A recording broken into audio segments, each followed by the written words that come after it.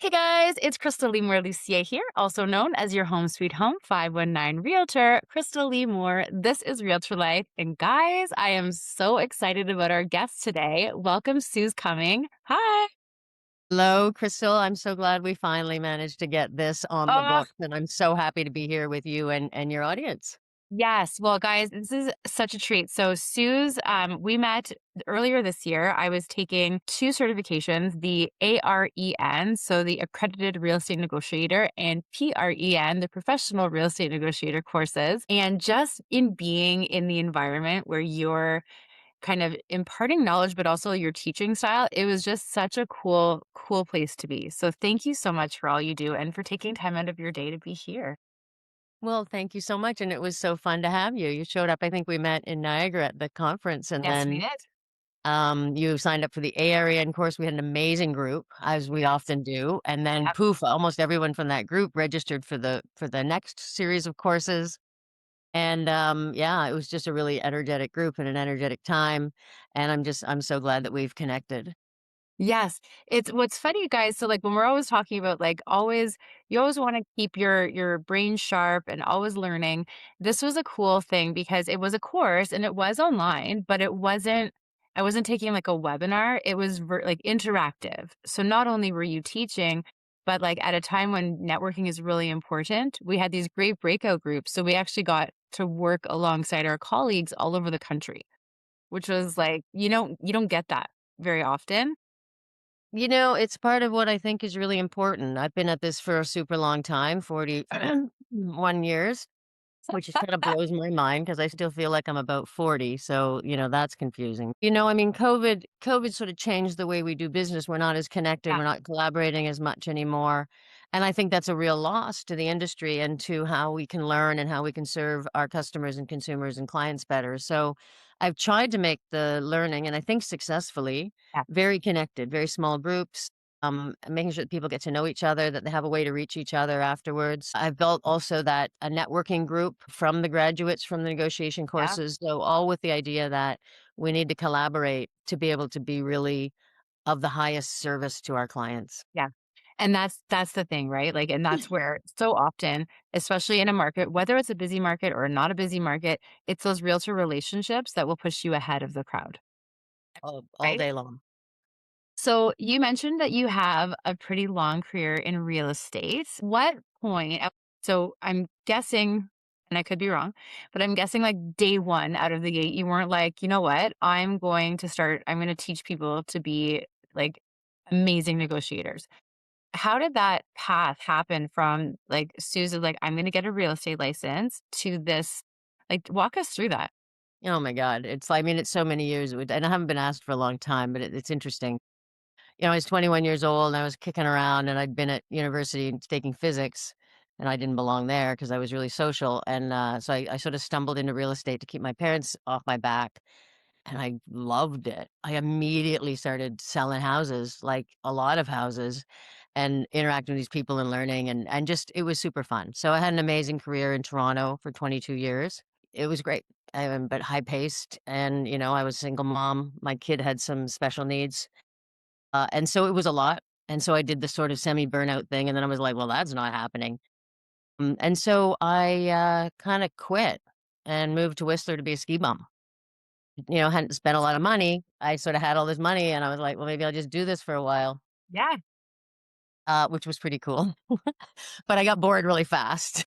that's fair. Skiing every day is, like, really romantic, but there's this sort of reality that kicks in. So I started a company actually that took realtors into the wilderness to help them think better and not be overwhelmed, not be burnt out. And we did canoe trips and we took float Yes, planes up into glaciers. You didn't know this about me actually, did you? yeah, So it was called Natural Elements Coaching and it was great. I launched it in '08, right at the time of the recession. So that was challenging, but we ran it for a bunch of years and did some amazing trips and built some incredible relationships with realtors. But then eventually yeah, insurance made it impossible. The of flying high worth people in float planes and helicopters into weird environments just became too prohibitively expensive on the insurance fronts. That's when I sort of morphed. I said, well, okay, I'll coach. I'm coaching clients. That's going really well. And then I was like, they need negotiation. Like, this is the whole thing. This is what real estate is. It is negotiation, and nobody's teaching it. And that was a moment, and I've just never looked back because I love it. Nice. Now, is that why your company is called The Nature of Real Estate? Is it kind of like a twist on your natural elements coaching? Oh my god, totally. I Nice. love you. I love you. I love getting to know you because yeah, I'm like natural lemons coaching. Well, now I'm gonna Yeah. coach and teach negotiation. What am I gonna call it? And when I named it that, everyone thought that's way too wiggy, the nature of real estate. But now as the world's evolved and we're like in flow with the nature, the rhythm, the universe, everyone's like, oh, it's a great name. So I'm like, Yeah. Well, and it sets you apart too, because I think the at the end of the day, and I was just talking with someone about AI coaching, like this is why we have like podcasts like this is why we talk to our colleagues. There's like so much stuff being thrown at us and you don't know what's good and what's not good. So when you have someone like yourself who has all this experience with actual realtors, actually working in the field that says, okay, I'm going to actually make something that I wish I had for me, right? Versus someone that's like, well, I once heard of someone, my friend bought a house. And so I thought it would be a really good thing to start a coaching company. You're like, okay, I mean, I guess the basics are the basics, but you want someone that's been in the field, right? I think there's a lot to coaching and facilitating and adult teaching. I've taken a lot of courses. I have all of my qualifications from the International Coach Federation, and I've been to Hollyhock Leadership, which is a school here in BC for adult facilitation. I've been down to Harvard and MIT to take courses on adult facilitation and negotiations. It just wing it, right? It's hard to facilitate learning at this level, at this really high level, and adults are resistant to learn for whatever reason. I mean, it's the process maybe that we go through education, but I'm not here to comment on that. But education's a serious thing. You have to be good at it. You have to take it seriously. I mean, I spend 15 minutes before every course really preparing myself to be in the right mindset for these amazing people that have gifted me 3 hours of their time. And to be able to make it an experience where, like you were talking about safe space on your last blog Yeah. post, Yeah. and I mean, there's nothing more important for learning than creating a safe space for people where they can contribute and there's no risk of being judged or called out or embarrassed or shamed. It's just, I mean, it's everything. So I love that part. Yeah. Well, and when you curate those spaces, then that makes it even stronger because, I mean, to your point, if people can learn something great, but they're going to feel bad the whole time, they're not going to come back. So it's like you have to pair some great learning with creating that great environment, which you do like both of those things so well. So, like, thank you. And if for anyone listening, if you haven't had a chance, check out The Nature of Real Estate, check out Suze, listen to us in entirety first, obviously. But it is just so cool because yeah, you give a lot of value. Now, one thing I wanted to ask you about. So, when you transitioned into doing the certifications, did you like how did you I'm sure it was a grueling process, but what did you have to do to turn your course into an accredited course? Well, it's sort of an interesting thing. I mean, the first courses I taught, a lot of people know me from the CNE and the MCNE courses, which were American courses, and I had the Canadian rights to them. So I Nice. negotiated the Canadian rights. And so, that just kind of worked and they were just accredited. Like, there isn't like an accreditation process. You just have to, I mean, you could wing anything, but you have to obviously have the credibility before the brokerages and the boards are going to say, yeah, we recognize those designations. And so then that company was at risk of going under during COVID. There was some mismanagement that I foresaw. I foreshadowed, I was like, this isn't gonna go, and I wanna really protect my Canadian people. So I branched off about a year before they went bankrupt and started the AREN and PREN, which are, similar. I mean, obviously, I had trademark issues, even though I'd helped write a lot of the material for those courses. They owned the IP for them. And so, it took a little while to sort of negotiate the rights for the IP and sort of make it my own and have it all work out. And then, of course, immediately the brokerages and boards weren't like, oh yeah, this is the same as the CNE. So it's a process of trust, conversations, and it's ongoing. Absolutely. It's an ongoing process. And my thing is if I deliver amazing education that's super valuable to the industry, they can either accept me or not. I know I'm doing something and people take my courses regardless of whether Korea is gonna put a stamp on it or not. Yeah, for sure. What was one of the most interesting things that I found in the course, the material was amazing and I really liked the environment. What I found like probably the most jarring thing for me was when we would share in the group, you kind of give us a case study and we'd have to say like what is a sentence we would say to a seller. And many of us are just saying like things that we say in our regular. And then you ask the whole group without even thinking. You're just like, "Okay, how does that make you feel? Like, she just said this. How does it make you feel?" And, like, seeing, like, I don't know how many people had 20, 30, 40, like, just be like, feeling, like, pressured, like, they don't understand, not good, and going, "Oh my gosh, like, thank you." It's good, it's honest feedback, but it's honest feedback that you don't get from your clients. So when you say, like, why do you feel this way about the price? Like, why do you think it should be this price?" We think we're just asking a question, but what was nice was that we had, like, 39 other people saying, "No, no, it sounds like you're judging them." And Amazing, so right? And it's opening. eye-opening for realtors at all level of the spectrum. So this is an Yeah, exercise we don't do until day 2 in the AREN course because I want people to already feel safe.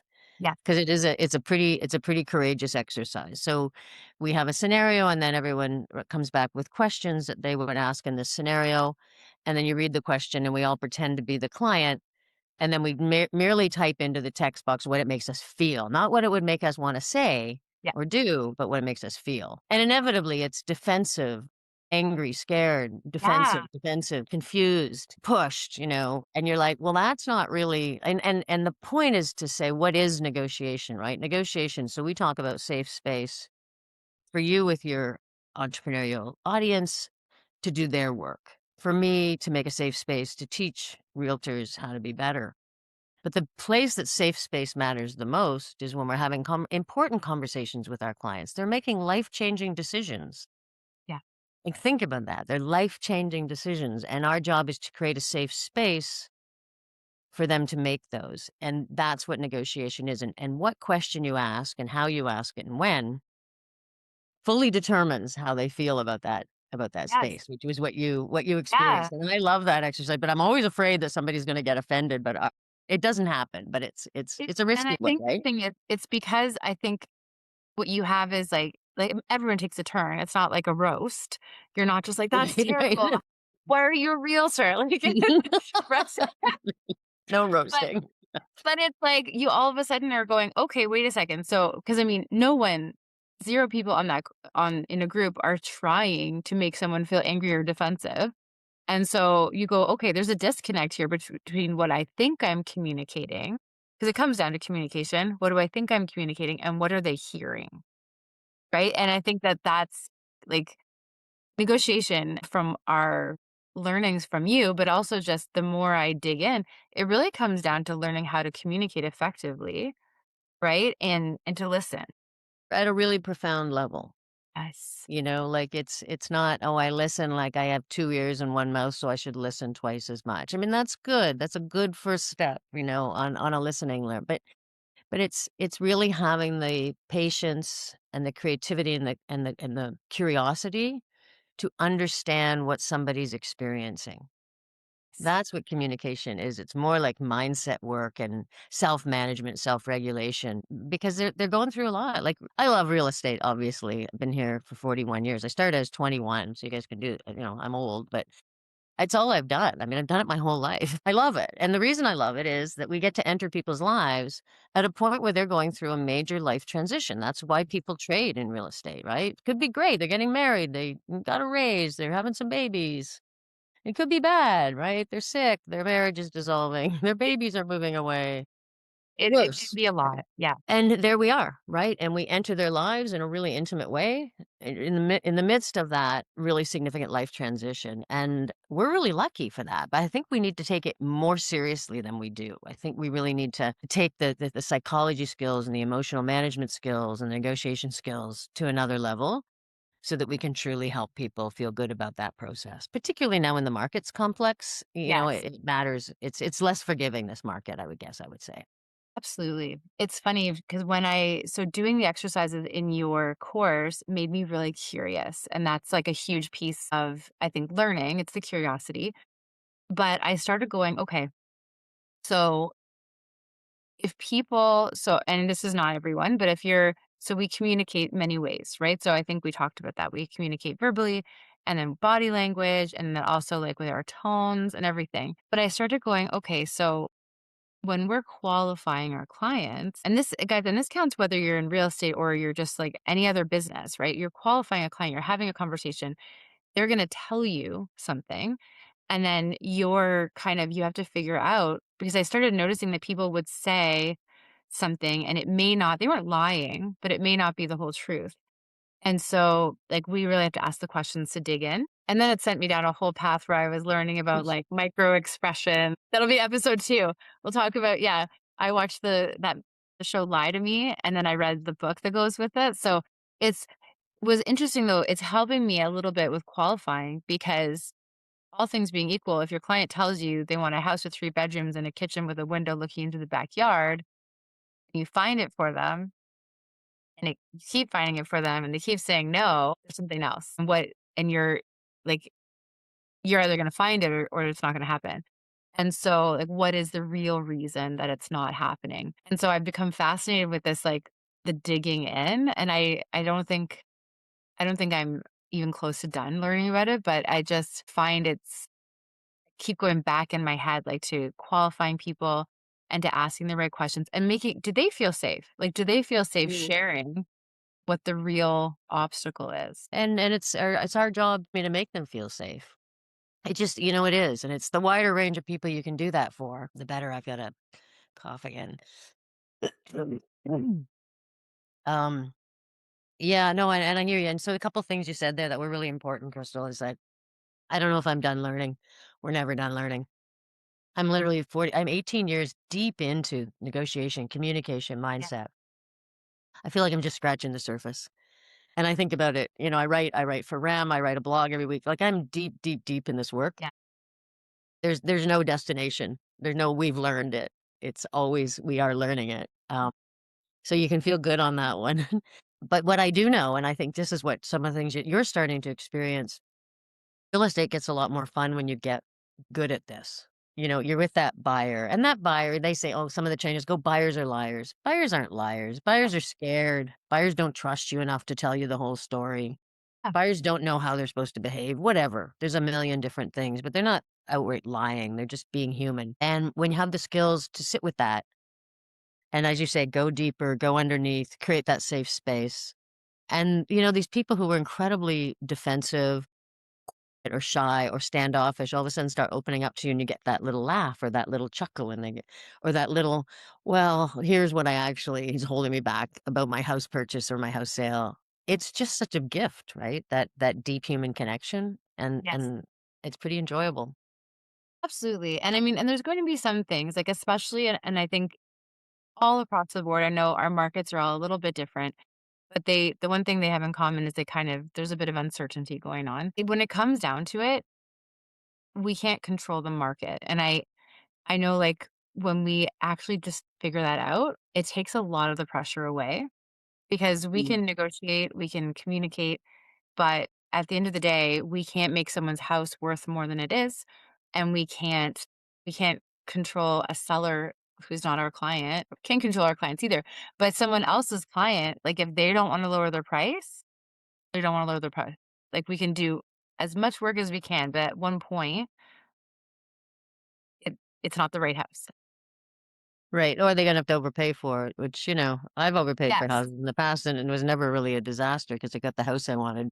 that's Yeah, I mean, it's an open market, right? People can ask whatever they want for their house. There's no regulations that, the house bureau insists that list it at this price or something. Like it's yeah, an open market. And if a seller wants to try and get more money for it than it's worth, then that's just the reality, right? Mhm. for sure. And I think, yeah, the faster you learn that, the better. I think that what you were saying there, Crystal, kind of made me think of one thing that I think is really important. Some people haven't been through a down market. I know you've been at this long enough. You've seen Yeah, some downs, and I've seen a down that's this big. in the 90s. You know, there was an 8, 9 year market drop that was really significant like this one is. And the agents that not only survive but thrive and do good work for their clients are the ones that understand that it's not their fault. Yes. So often agents are like, "Oh my god, they paid more for it than they're selling it for," and then they feel guilty and they give biased information and it, eats up at them emotionally inside. And the one thing I just want to say to everybody, like, we didn't cause this market meltdown, right? The world's become a weird place. There's a market meltdown happening as a result of that. It's just as hard for us as it is for other people. So have the courage to give people the truth. Yes. Gently and kindly, of course, but don't own it. It's not your fault. It's not your fault. It's not your fault.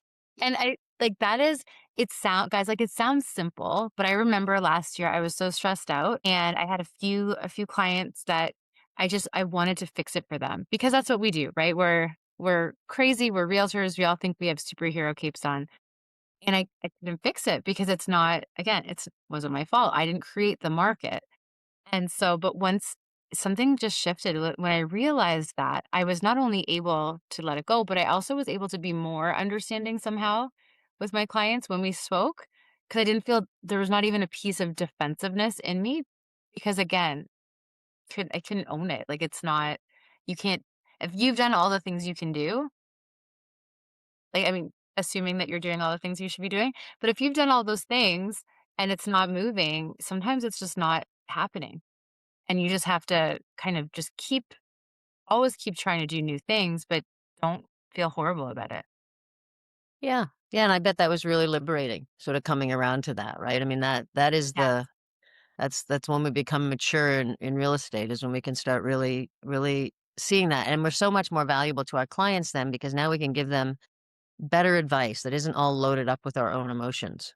It's just good advice and they can make decisions that are better suited to them from that place, which, hey, a lot of people need to sell their house even though the market's hard, right? So they really need that accurate information. So Yes. No, you actually, what I really should have done is gotten into a time machine and met with you at the beginning of last year. It would have saved me some stress. Um, but so you've been teaching people for a long time, what are some of kind of the reoccurring things that you find issues that you're able to help people solve? Like I know in our group you had some examples that you shared about what a typical buyer or seller might say as their own reasoning. But what are some like kind of like the classics that have come that you've really been able to help people shift their mindset on? Well, obviously the big one right now is pricing. Buyers want to pay less than market value and sellers want to sell for more than market value. And market value is a difficult thing to estimate accurately and even a more difficult thing to communicate accurately, right? So I think that's probably the biggest area. And I think you also took that pricing intelligence course I I did, offered. yep.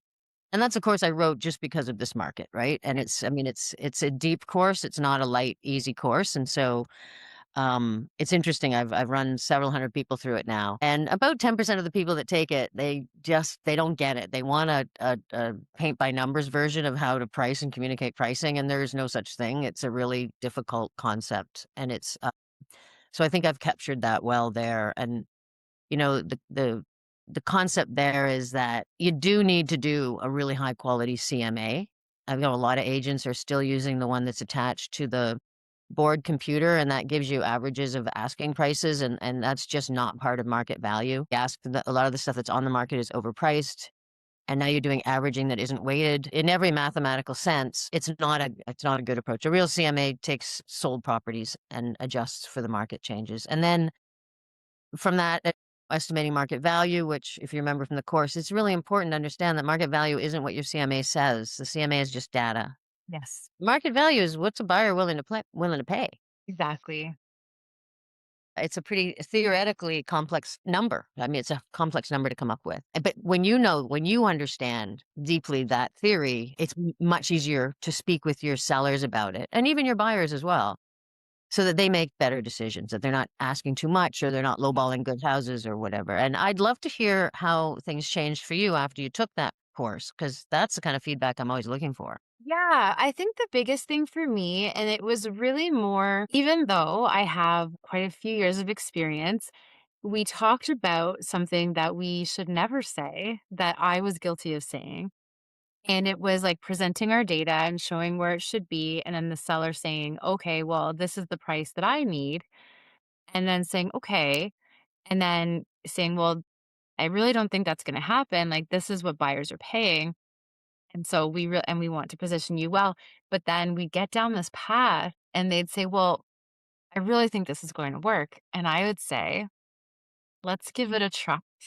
I was someone to tell you, let's give it a try. And if it doesn't work, then we're agreeing that we'll lower the price. And like this was kind of like a compromise as in my mind. But as you might guess, it was never an easy conversation to get them to come down. Like while protecting privacy, like I had a really tough one and my heart goes out. Like I I said, like, "This is where you need to be," and she just, like, wouldn't listen. We ended up just letting it go and is now listed with someone else at the same price, and it's still not moving. And obviously, I can't say anything because it's not not my client. But I almost, like the market is such that not only, like, with your courses, there's also, like, almost a confidence where I won't take an overpriced listing. It's not worth it for anyone. I don't wanna like, if someone's really not willing to listen to me, then my need to help has actually changed a little bit where I don't feel like I'm helping. Like if I can't get them to see the light, then they're not really my client. And that's kind of the shift that I had with that course. But yeah, it was the we'll give it a try and like how terrible that is of a strategy. That's really bad strategy. I know. I wrote an article for REM magazine about that. Anyone wants to look it up because it's kind of a thing. And I'm not saying it's like this, the dumbest thing in the world. If you really can't get them to move in price and you want the listing and you know that it's going to be really a battle and it might never sell, it's okay. It's legal and ethical to take it and, and try it. But if we think about strategy, like what we do, smart realtors, what we do that's worth the money we get paid is we build really intelligent strategies for our clients and then we execute those strategies and get a successful result. Like that's why we get paid the big bucks, right? So if you're wishy-washy about your strategy, you've just kind of given away your highest value. Yeah. And you're going to end up in a difficult situation all the time. And one of the things I know you talk a lot about on your podcast, I haven't listened to all of them, but I've certainly listened to them here and there because I think you're a really interesting woman. Is this idea of burnout in real estate, and it's a really important concept because you can't serve your clients well if you're tired and not healthy and not getting good sleep and not, physically active and creative and having a bunch of bad clients. And I don't mean bad people. Like they could be great people, but bad clients in that like their house isn't selling. And so they're under a lot of emotional pressure and they're pushing that emotional pressure on you. And it's just a really bad place to be in any market, but particularly in this market because it can really pile up. So I think, having some confidence in your strategy, and if they don't agree with your strategy, then having the courage to let them go, I think can be real self-preservation and can lead to a really long and successful career in real estate. Absolutely. And I think like to your point, like it's at the end of the day, our job is to sell homes, like right to bring that solution to our clients who have a problem. They need to sell a house. We know how to sell a house. Now we've matched up an amazing pair. But when it comes down to it, like I find it's sometimes, like, with me, it's the heart. I feel bad, so I'm gonna try and help. There was a really great example that you had in one of the courses with the reasoning that a seller might tell you that they need a price. The reasoning doesn't really like, unless that reasoning is the market value is this price, it doesn't really matter. Like, if you're like, "Well, I know my house is worth 750, but, well, I really need to sell it for 950 because I actually want to buy another house here." And you're just like, "Well, that's not the buyer won't care about that reason." Right. This kind of reality check, right? And Yeah. it's a really important skill set to get is to be able to Yes. communicate that because it's so common. We get it all the Yes. time. Right? My house is worth more. And I always have the analogy. I use it to have a purple kitchen because I've never seen a purple kitchen. So it's a good analogy, right? But someone thinks their Yep. house is worth more because they Yep. have this incredible purple kitchen and they love the purple kitchen, right? And so it could be as simple as that. And of course, that could be Yeah. I have a bigger garage or I have greener grass or I have whatever. Yeah. Or, I'm really this is a great house, like, the best Christmases in the world happen in this house, so this house is worth way more money than other houses, 100%. right? All of these things. Or, if I don't get this much money, I can't go to my next house, or we're getting divorced and we're gonna have to buy 2 houses, so we hear it, I don't know, probably more often than not, we hear something along those lines. And it makes sense because they're sellers and they're looking at the seller value.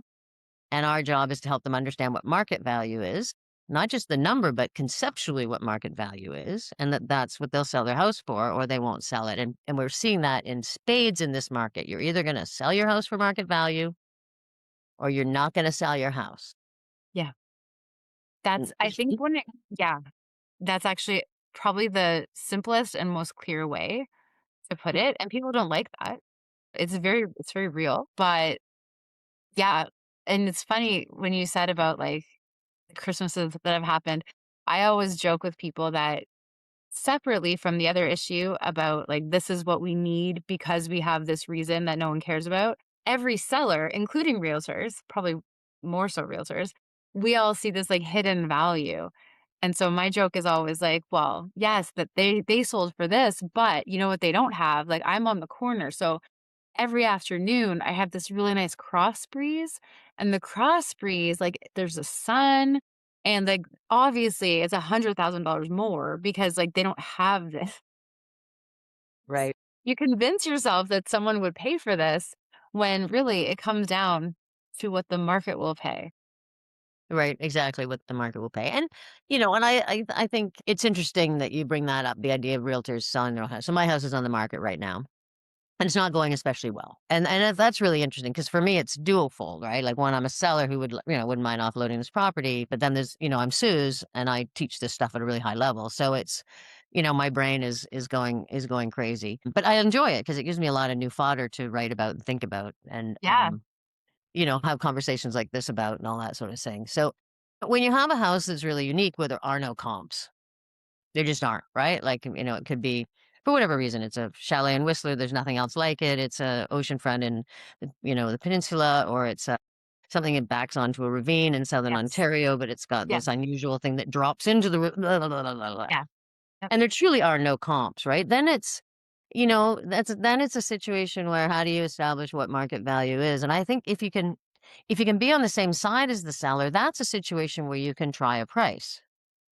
Right? Because the market says it's such a wide range because we look at the comps and instead of being able to make a 5 to 3 to 4% range on market value, it's like a 10% range on market value. Well, if they're not in a hurry to sell and there really is a 10% range in the potential market value, then, is it worth going for it? Are they willing to take that risk that they burn through the existing buyer pool on it? And I think in some cases they are because it's complicated. But there aren't that many, you know, houses that are that unique. Everybody thinks their house is that unique. And, my agents have not been able to do a CMA for me because there isn't a comp. Like, there isn't a comparable property, right? So it's all these things we learn, and then there's all this gray area. Yes, and then, yeah, we have all the theories, and then the reality kinda knocks them over. I find, like, it's so I actually, I talk about this a lot. And I'm so sorry that you're going through, like, even if it's short-lived, listing your house, like, having your home listed is awful. And I say this to my clients all the time. I absolutely love what I do. I need us to have eye on the prize for what's gonna happen later in your new house with the coffee, and you're excited, you're unpacked, it's great. Between now and then, though, I just remember, don't hate me.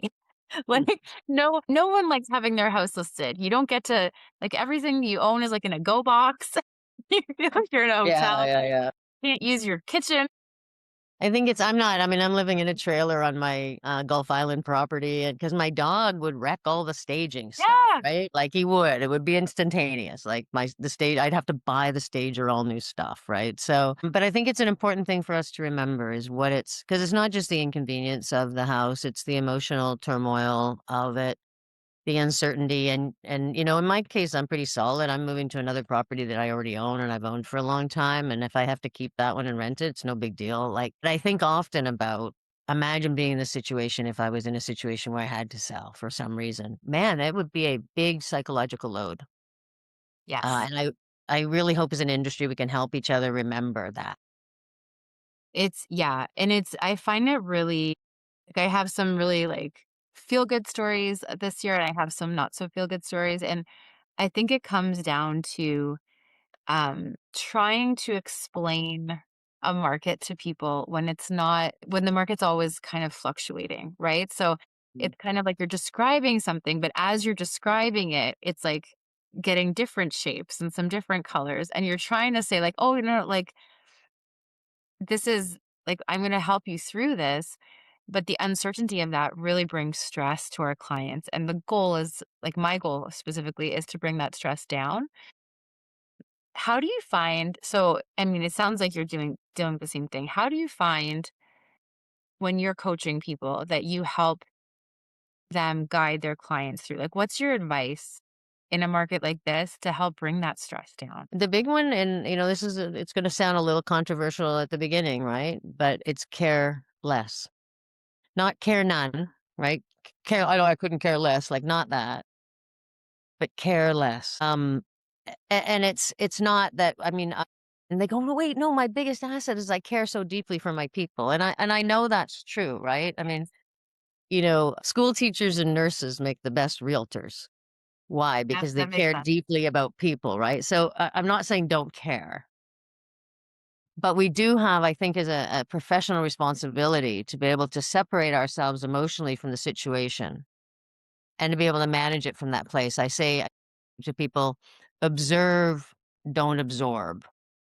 Observe what's going on. Use your knowledge, your skills, your network of people. Bring important and relevant information to the table. Help your clients sort through that important and relevant information and help them make good decisions, not decisions that they want or that you want or that you wish or any of that. It's what's the best decision for them. And sometimes that decision is going to be not to sell and you're not going to make a commission.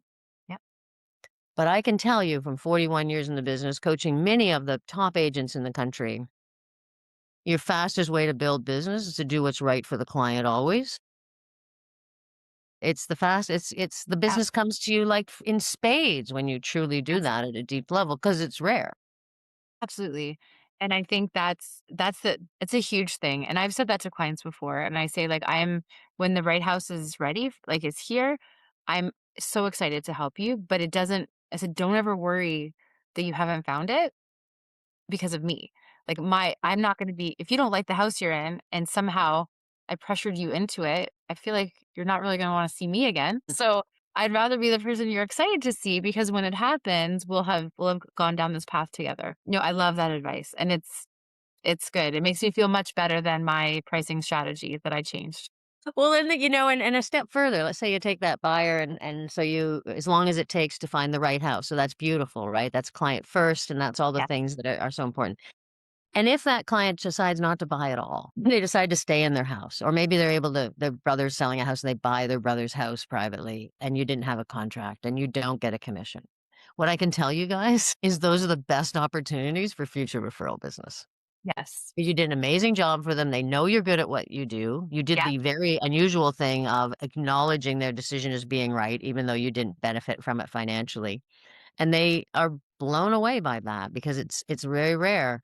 But they also feel like they owe you something. You don't have to say Yes. they owe you. You don't have to say anything. They just go, "Oh Yeah. my gosh, Suze was so great and she didn't get paid and she was like just so graceful and gracious and oh my gosh, like and she's good at what she does. Who can we find that could use Suze as their Yes. realtor?" So it's really powerful.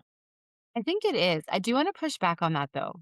So in that case, absolutely. I think it's beautiful. How would you counsel someone? Because I think that also happens sometimes because the realtor doesn't have those skills we talked about at the beginning, those qualification skills. So if you're seeing house after house and you're just not able to qualify or you're just not able to really like get them on side with like this is what they want, but maybe they're just not like I'm the best example I can come up with is someone saying, "Well, like we liked it, but we wish it had another bathroom." And you're like, "Okay, well that's something that you could add." And they thought said, "Oh, we didn't think of that. We didn't think that of that. Okay, cool." So, but if we hadn't said that, they wouldn't know. So then that person goes and buys.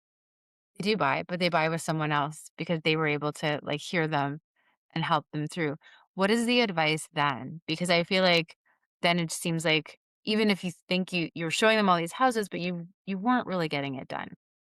You Yeah, weren't for sure, selling you them. weren't getting so different situation, right? So the Yeah, scenario I was thinking was they don't they for wanted to sure. buy with you, but they didn't buy at all, Absolutely. and how gracious you can be in that situation. But what you're talking about, so this is interesting. I just submitted my article for Friday for REM, which is talking Nice. about skittish buyers. So it's very close to what you're talking about, but it's you're talking about a little bit.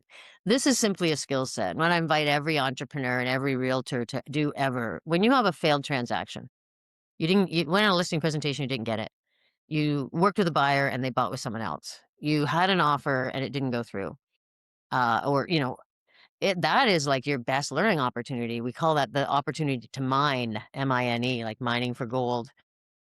Because, I mean, God, when I started, I got less than 40% of my listing presentations. I was 21 years old. I was like out there. I had no idea what I was doing. I was going on listing presentations and walking away with my thumb in my mouth, right? So you learn from doing it. And really, it's a much more in-depth process than the industry teaches you to be able to truly get people to agree to open up to you, to be totally honest and say what's really in their heart. Well, I mean, it's really not the bathroom, Suze. Like, I know we can add a bathroom, obviously. We're kind of scared. Our mortgages are, the mortgage rates they're this, or our marriage is a little rocky, or, I don't know, maybe AI is going to take my job away. Like when they can tell you the real thing, Yeah. you've earned it. And that's a human connection, communication, negotiation skill. And once they are communicating with you at that level, way increases the odds that they'll actually buy a house. Yeah. Like, it's not if they don't say it, it won't be true and they'll buy a house. They do say it. Now it's up in the open. We can Yeah. sort of have this big hug around it. And then do they want to still proceed? And a significant percentage of the time they do. And now they feel good about it because you're on their side and they know it. Yeah, and thank you very much because I think that is a situation that does happen, especially in a kind of a like you said, a weird market. But I also think there's a lot of buyers right now who come into the market and they feel that having like being tied to one realtor is a disadvantage for them. And so I know like I've had some chats with people and sometimes they see the light, sometimes they don't when they're just calling around all the listing agents. But I do think that that's important advice for anyone listening is that exactly what you said. Go and learn from something. If you've tried to work with someone and it didn't work out, I do try to ask them why it didn't work out. But maybe that if that's not an opportunity, would you say just kind of like go through with a coach or with a colleague? Like how would you? And Yeah, I mean, I think if you have a coach who's been in the trenches, that can be really valuable. If you don't have a coach that's been in the trenches, then yeah, a colleague that, has the skills to be mentoring. I mean, some of your colleagues aren't going to be very helpful. We all know that. They can be nice people, but they're not going to be particularly warm and fuzzy and helpful. So yeah, I think debriefing it with somebody that you trust that knows what it feels like to be in the trenches.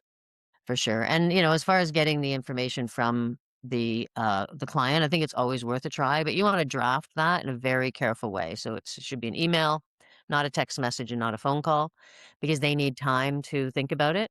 And it should be crafted in a way that really is that you're asking them, an honorable thing, like that you would be honored if they would take a few moments to be honest with you because you're trying to build a professional career that's important to you. And yeah, and it's a surprising that a significant percentage of them will give you some real response yeah.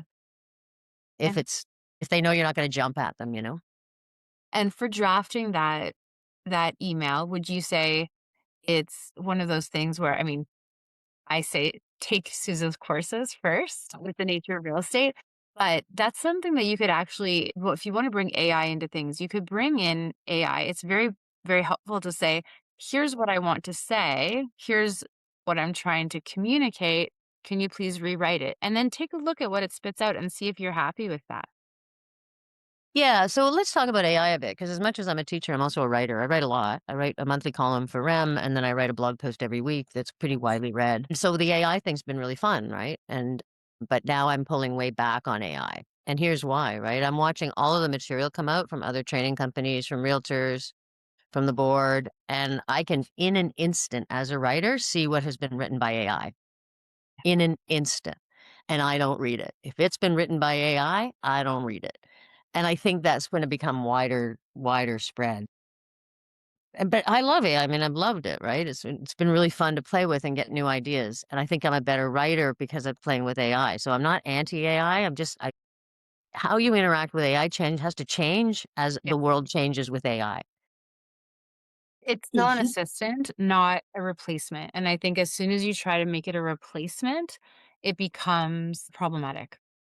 Yeah, yeah, for sure. So I think your idea, like I would write the email first, Yeah, then put it into AI and ask and mention some of the things you're trying to do. yeah, I'm trying not to offend. I'm trying to create, you know, yeah. a place where they'll be honest and authentic about feedback. And then switch it over and throw what it gives you into a different AI model. So I'll throw it Okay. between yeah, I'll throw it between 2 or 3 different AI models, the same thing, Yeah. and see what sort of ideas come up. And then I take that and I don't print it. I write again. I now write my thing from that. Okay.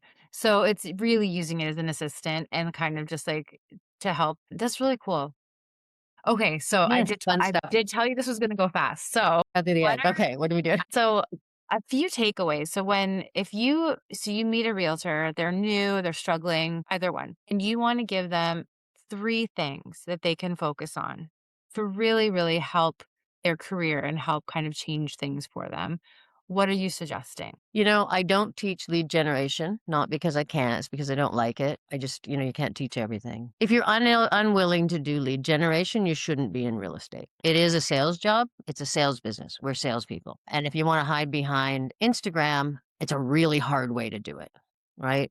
And the people who do well hiding behind Instagram actually aren't hiding behind Instagram. They're using Instagram for an opportunity to have conversations with people.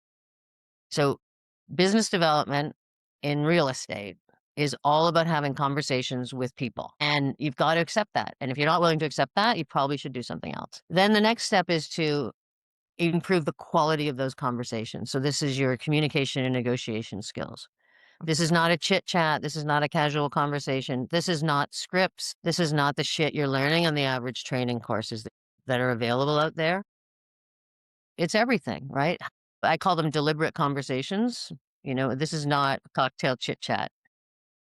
And then from there, it's about, you know, being able to get the contract, so the buyer agreement or the listing contract, have that great relationship with the client, and then being able to fulfill that contract and recognize that that's what you're doing, right? You're getting a contract and now can you fulfill it? If you can't sell that house, you have failed, Yes.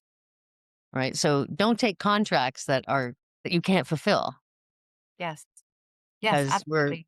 we only get paid when we're successful fulfilling those contracts. And again, that comes down to I've got this whole area I think about with strategy, a strategy for a listing, a strategy for a buyer. You do want to really be thinking at that level and have the negotiation skills to close. So finding clients, having conversations, and then Yeah, having the skills that those conversations convert to contracts, and then having the competency to be able to convert those contracts to sales. absolutely. And I think the thing is, guys, like when it comes to any business, but real estate especially, a lot of times, like I will hear newer agents say, like, I don't know, I'm really good at selling houses. And I'm just like, that's great. That's fantastic. You need people to sell them to. So your number, like, yes, absolutely. Like if you're not good at selling houses, it might not be for you. But that's like the baseline of this. That's the very bottom entry level. Like be good at the actual transaction. The rest of it takes so much more. And that's why we're always learning. Right. And I mean, what I love is that you've been in for over 4 decades and you're still constantly learning. Right? Like I'm 15 years in, I'm always learning. Like it's never ending and that's kind of what makes it cool. It's yeah, I mean, it's an exciting business, but it's not a business for the faint of heart, right? I mean, you've got to be really willing to keep learning. You're going to have failures. You're going to have people who don't want to do business with you. You're going to have offers that fail. You're going to have listings that don't sell. I mean, it Yeah. sucks, but it's just a reality, right? And but yeah, it's a gift. You know this. It's what realtor life. That's our thing. That's your Yeah. hashtag. It's the best career in the world, you guys. If you get really good at it. If you get really good at it, the freedom that it brings you is unbelievable. I have had an amazing life. I have had adventures and friendships and experiences. I've raised my kids successfully. I haven't had a lot of financial stress. And here I am, early in my 60s, racing sailboats on the weekends, living on the Gulf Islands, still really engaged with all the realtors across Canada. So Yes. the realtor life, but you only get the realtor life if you're really good at it. Yeah. Yep. That's true. And you can get good at like, you can get better at all of these skills, which leads me into my next question. How can people reach out if they would like to either take your courses, talk to you about coaching, join your network of realtors, of negotiators? What are the how can they get in? Thanks for the pitch. A chance to pitch. Absolutely. Thank you. I'm not a big pitch artist, I think my work stands for itself, but I have a really cool learning ecosystem that I've built very deliberately. Crystal, you entered it exactly where you should enter it with the AREN course. That is where you should start. Just take that. It will change your world. And then if you like me or it's beneficial and or then, there's a learning ecosystem that goes on from there.